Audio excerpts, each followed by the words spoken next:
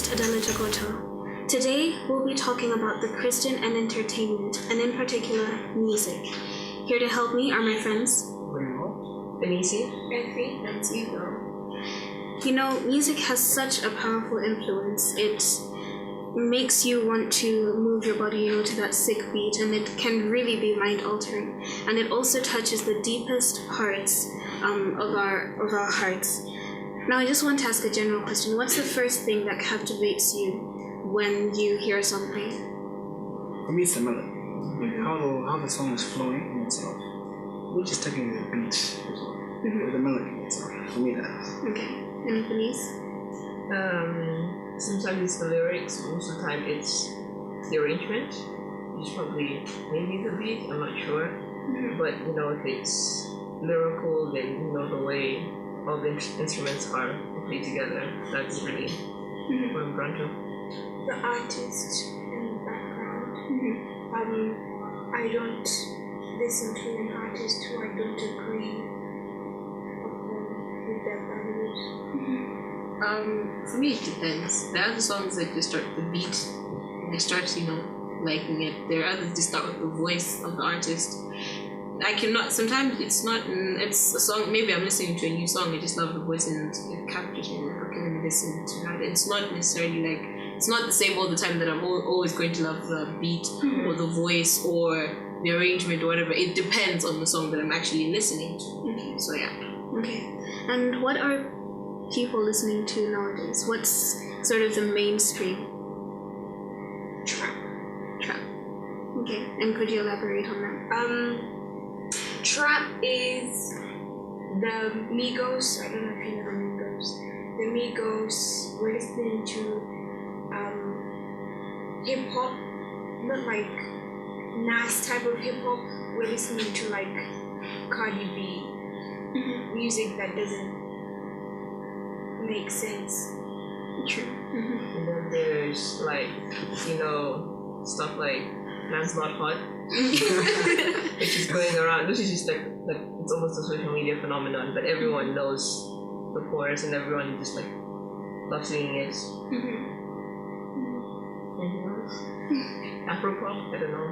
Yeah. Like it's big in my school. You have Control by Malik Berry. It's really catchy. Yeah. And do you think that there's a particular music for Christians? I feel so, because as Christians we should listen to music that will influence our characters positively, right? That's something that will bring us closer to God. We can't listen to something that's like against God. I mean, if that's the case, then we're not being Christians. We're for God, right? So the music we're listening to should actually help influence that character. Should help, how do I put it? Show. Like, okay, I'm a Christian, I'm proud of who I am, and it's influencing me positively and not actually to the wrong path. It also depends on the artist. As much as we want to say music, the actual music and the melody and whatnot, it's the person that contributes a lot. I feel personally, I cannot listen to Lil Wayne, for example, when I know he has previously said things about dark-skinned women when it doesn't agree with my fundamentals. Why am I putting money into the pockets of somebody who really doesn't care about me or care about my fundamentals? But when for example, I listen to Lauryn Hill, I know we agree, even if she's not a Christian, we agree upon the same things, we have the same respect towards people, so I would feel comfortable putting money into her pocket. That's what Christians should take into consideration when we're listening to secular music. It's not just about, oh yeah, Lil Wayne is in, he's popping, the Migos is, they're making moves, when the Migos really haven't done anything for you. They haven't endorsed things that are going to help the society. I beg to disagree, because music in itself is very diverse. Even gospel itself has aspects that make you wonder, is this spiritual or not? And the secular music, that's positive, right? Talk about child awareness, when you go child abuse, that's positive. So is there a gray area between the black and white from the gospel to secular? So what are we saying in particular? Right. My point is not that we shouldn't listen to secular music.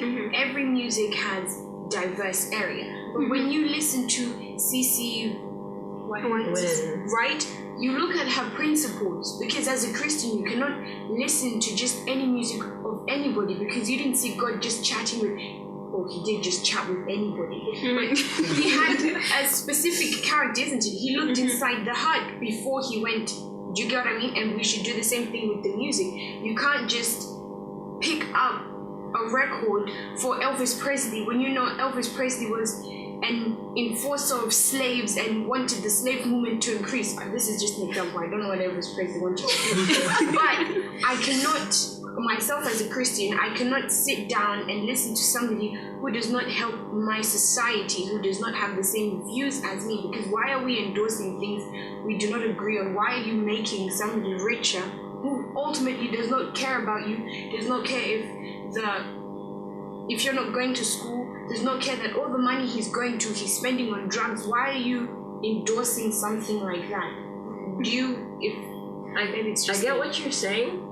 But what I agree with is, okay, it helps your selection process, like looking at the artists and like how their principles, like if they're like, you know, what their principles like do for you. But I also think that like the part where it's like, okay, if they're not doing anything for your society and everything, like maybe their aim isn't to do something for your society, like because they have their own agendas too. Just I think what should be happening is checking that their attitude is in line with yours and the one God is advocating. So technically, if you don't sing a song that says God loves you, you would not listen to that. No. What I'm saying is, I will not reach out. If I heard the song by accident and I liked it, I would, reconsider this person being on my list. But this is where I'm coming from. What you're saying, oh, they're not branching into my society, but my society is not just fixed in Africa. My society is with Black women, my society is with Adventists, my society is with, it's not just a fixed area. Do you get what I mean? So when I talk like he's not doing anything for my society, Rihanna, for example, you can say, what has Rihanna done for my community? Rihanna has empowered Black women. That's my society, so I give her a shot. But let me give an example of the Migoses. What have they done for my community? What have they done, not just for me, because they're not going to come and help me every time I'm Monty. They're going to be like, they don't know me. What have they done for mental health awareness in America? What have they done for Black women in America? What have they done for Black people in America? What have they done to reduce gun violence? It doesn't make sense to me as a Christian why you want to endorse an artist who doesn't care about anything that's important. All to him, it's let me drink, let me smoke. In his money, I'm talking about cash, yo. When in reality, to me, you can sing about God's love. Anybody can go up on stage and preach, but it's the actions behind. And that's why I don't endorse an artist who doesn't make sense to me, who isn't doing anything for me, because I cannot condone you. I can be your friend, but I cannot walk with you because what you do, Sisundi Sangarata. Are we good here? Sure. Okay. Now we all know that one of the only thing that we take with us to heaven is our character. So in respect to music, do you think music has an influence on our characters? It does. I feel it does. Let me compare. I don't know, this is my view, right? Someone who listens a lot to worship music is more likely to be a worshiper, right?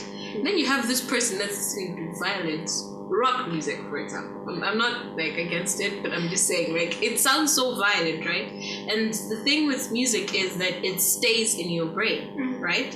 It stays, and you constantly think about it. And then it influences who you're being. So if you're listening to a lot of violent music with a lot of profane words, I could say, you end up using the same thing. You start using all of those profane words, and you start acting according to the music that you've listened to. So I think it does actually. I also think it shapes like your attitudes. For example, like some of the songs that maybe you're talking about, like that reduce women to like okay, let me just use the crude, like a pussy and a butt, like.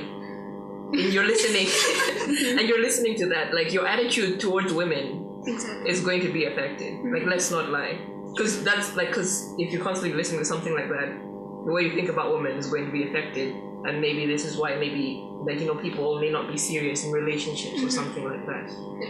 Adele also said a good point that when you go to heaven, you don't take music with us.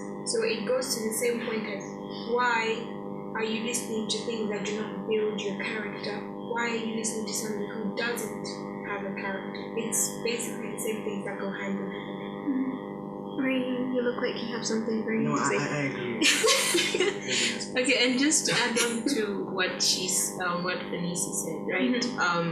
The example that she gave, you end up seeing guys looking at women as toys, right? Like that's what is happening a lot nowadays. They see a woman or a girl, it's their toy. What they basically want from them is sex. When they're done with you, they're done. They're gone. Why? The music they're listening to is actually encouraging them to actually do it. Like, so funny enough, they posted a picture of Kanye West, Jay-Z, and some other two artists. They're like, funny enough how you guys are doing what the music says, but these guys are actually married. All right, so instead of these guys actually sitting down and thinking that, okay, is what I'm doing actually the right thing, they just go with the flow, whatever the music is saying, just because the music is encouraging you to do it, they do it. Now I'd just like to share a quote with you which says, "Music is a gift of God to inspire pure, noble, and elevate thoughts. Good music then enhances the finest qualities of character." And then Ellen White, in her pamphlet Guiding Principles for the Young, said, "Music was made to serve a holy purpose, to lift the thoughts to that which is pure, noble, and elevating, and to awaken in the soul devotion and gratitude to God." So we'll be right back after this song done by Malika entitled Oceans.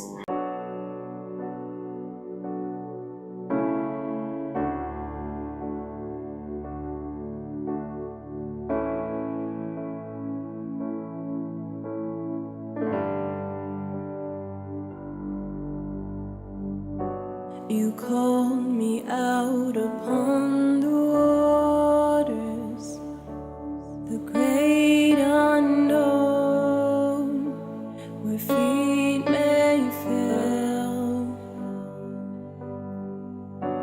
And there I find you in the mysteries, in oceans deep. My faith will stand. And I will call upon your name and keep my eyes above the waves. When oceans rise, my soul will rest in your embrace. For I am yours, and you are mine.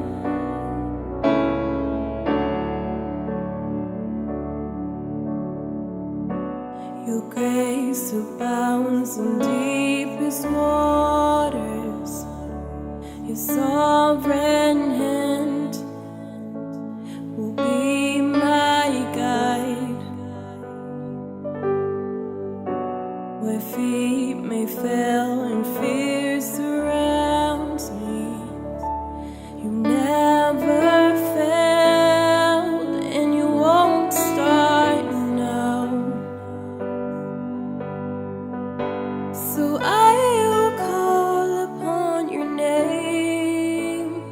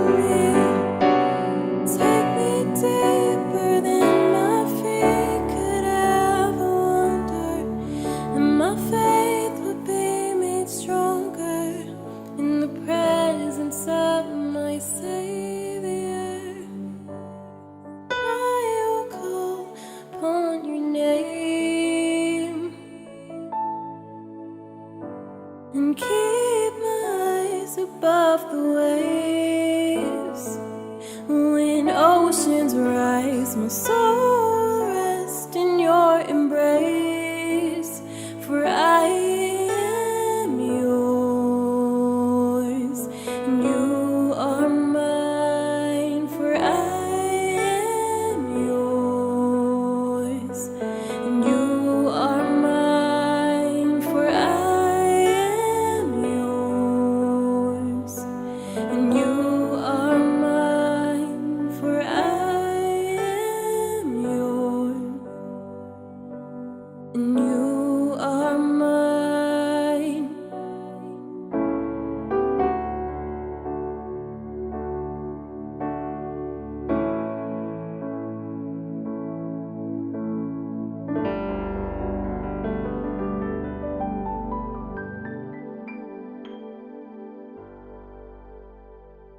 Thank you, Malika, for that beautiful item of music.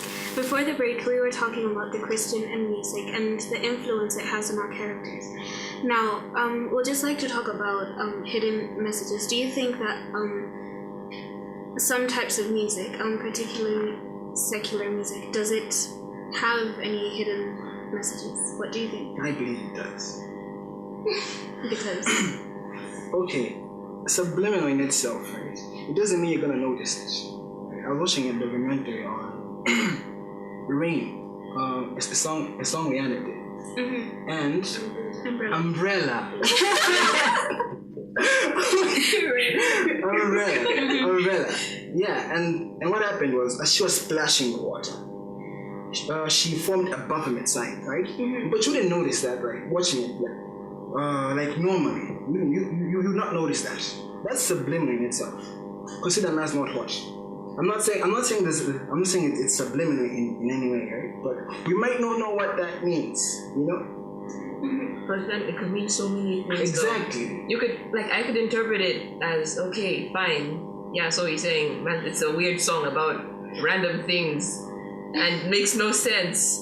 But like someone who is like, okay, it's Illuminati confirmed and this, and I'm like, how are you gonna?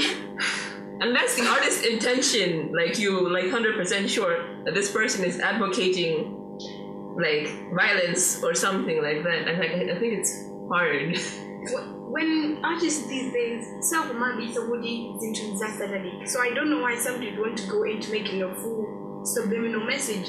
Because subliminal, I want to ask you this question. How did the person who made the documentary know that this is satanic? That's my question. Because with the Bible, you can say, no, how do you know God exists? Because you have evidence that points to it, right? But then the person who made the documentary, where did he get his evidence from that this is a satanic sign? You can actually see the document form, right? So wait, now my question is, did Satan, or did you go to an Illuminati church where they told you this means the devil? You don't know. When you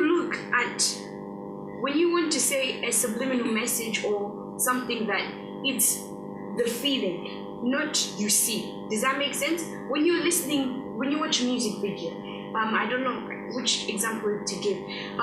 Be humble. Loyalty by Kendrick Lamar. I'm not saying it's satanic or whatnot, but when you watch the video, we can is it there? So it's true. It's your feeling. You can't. Your feeling. God, the Holy Spirit itself will tell you, not you going to seek out. I don't know if that makes sense. You're saying if we're unaware, it will make us aware, not we go to seek to be aware, because then we'll get things that are wrong. I think that point, like that gets you into like, now you're just looking for all the Illuminati signs in all the songs, in all everything. Alright, okay, I personally feel it's not every secular song that has a hidden message. I agree. Okay? That's what I'm saying. It's not every secular song. You have other songs that are what they're saying is basically it. They have nothing hidden. Well, you have some other songs that have some odd code words, and then you try to research. If you look at the lyrics, you're like, okay, this is strange. Like from the moment you start listening to it, you're like, okay, what does this mean? So you end up researching and you find out, okay, this song is not right. So I don't think it's every secular song that has a hidden message. I do not imply that every secular song has a subliminal message. I didn't say that. Yeah, and you said you can feel a subliminal message. Right. But that's wrong. Because you're not supposed to feel it. Okay. You're not supposed to feel it. Okay, now let Or me see it or hear it. Okay, now let me tell you. When you are going to do something evil, you don't even know you're going to do something bad yet. You feel it, isn't it? Are you aware of it? That you're going to go and sin? Yes. No. Mm-mm. Sin in many ways. Some ways we do not know, but when we sit down and reflect, we feel, so when I'm not aware of these subliminal messages, but I know when I listen to Lady Gaga, I'm in love with Judas, baby. I know myself that this song, I can feel it, that there's something that's not right in this song. I cannot, when I watch the video and she's dancing, why I don't want a choreography? But when I listen to the song and I watch the video later, I'm like, because my spirit, because what happens when you become a Christian and you seek to listen to Christian music, the Christian music department speaks. I don't know if that makes sense. It tells you that what you're seeing isn't good. Jacinta, that's why I don't listen to Lady Gaga, because every song that I've heard of her, it gives me a bad feeling, isn't it? That's why I don't listen to Lil Wayne, because every song that he sings gives me, even if it's perfectly fine. There's some songs Lil Wayne sang that I'm like, oh, okay, he's just being crude here. But there's some songs where I'm like, because I feel the subliminal message inside me. Not everybody makes a video where you see and you're like, that's not, because sometimes it's just girls and flashing lights. How can you determine there's a buffalo in the car? My point is... Okay. I think the easiest way to determine is know what's right so that you can identify what's wrong. Mm-hmm. You can't go and find Illuminati, this. Exactly. Just know what's right. With your spirit. Mm-hmm. But then I think we should also, like, I could say, research or look more into, like, songs that we listen to so that we actually feel comfortable. Because if we just listen to music for the sake of listening, trust me, yes, we end up just continuing just listening. Because so we basically need all the songs that we're listening to. Let us make sure that we actually know the actual meaning. If the meaning is just right down the surface with the lyrics, that's fine. But if you feel there is something, why not just go and research? Okay, if you feel, okay, maybe this music really has too much flashy lights, why don't I go check? Maybe you play it slowly and you're like, oh, okay, maybe it's fine. No Illuminati signs. So that's basically what I would say. Mm-hmm. And as much as I would like to continue this discussion, but we run out of time. And to conclude, I would just like to share another quotation from Ellen White from her book Selected Messages, which says, God has given to every human being a brain. He desired that it shall be used to his glory. We have none too much brain power or reasoning faculties. We are to educate and train every power of mind and body, the human mechanism that Christ has bought, in order that we may put it to the best possible use.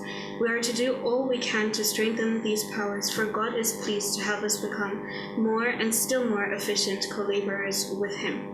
Let's hear from what our pastor has to say. When talking about music, I remember some experience that I had. After church service in Cape Town, there's a church that I used to love going to. Across the street was a bar. And every single Sabbath, they had music blasting so loud. And you find that we've come out of church service, you're still feeling, that holiness in you. And you come out and you're greeting people, but that music, is there. And you find yourself, you're just bopping your head back and forth. You don't mean to. You don't want to, but because the beat is so strong and everything, you just find yourself in the groove, and you're talking to somebody, and all of a sudden your hand is, just tapping, or your foot is going with the beat. And that's what music can do. Music has a way, the devil can use that music to pull us away. Our very gene structure, the way that we are made, our genes, the makeup, you'll find that there's something in us that just absorbs this music and takes it. And that's why the devil uses music so much in the church, outside of the church, just to pull young people away. You find that nowadays you always find young people with, these extensions to their bodies, these earphones that are always there. And you never know what they're listening to. I'm sure it's not the SDA hymnal, but whatever is there, we pray that it is glorifying God. Music was made to serve a holy purpose, if you are not aware. To lift the thoughts to that which is pure, noble, and elevating, and to awaken the soul, devotion, and gratitude to God. That was why music was created. And although music serves many different functions in our lives, we need to understand that its main function is for us Christians is to serve as a vehicle by which we may glorify God, whether or not the music is sacred or secular, but that's why it is there. When you read in the book of Revelation chapter 14, you will notice that the underlying theme there is worship. Revelation 14, it's on worship. Now Satan, he is trying to ascribe to himself the worship. He wants to move our thoughts away from Christ, and now we should begin to worship him. We should begin to glorifying him and giving praise to him that is supposed to be for God, the creator of heaven and earth. So Satan has devised numerous counterfeits to deceive us into worshiping him, and especially us young people. He camouflages his schemes by trying to divert our attention, So here we are, instead of listening to stuff that will uplift us and draw us closer to the throne room of God, we are busy in the mix of stuff that is just bringing us down. When you talk about good music, always remember that good music embodies the principles of of his character, which is faith, truth, reverence, obedience, respect, love, purity, honesty, truthfulness, contentment. Music can be performed or listened to in the presence of God. The music that you perform or you listen to, would God approve of it? It enhances our spiritual and intellectual growth and development. Will not mix the holy, with the common or profane. Will be appropriate for the occasion. It will not be harmful to the body, mind, or spirit, and will stand the test of time. What music do you engage yourself in? What are you listening to? Is it changing you for the good or for the bad? May it make a difference in your life that will draw you closer to God. Thank you for joining us again this week, and join us again next week as we'll be talking about the Christian and entertainment, in particular books. You're with me, your host, Adela Jagoto. Remember, you can do all things through Christ who strengthens you.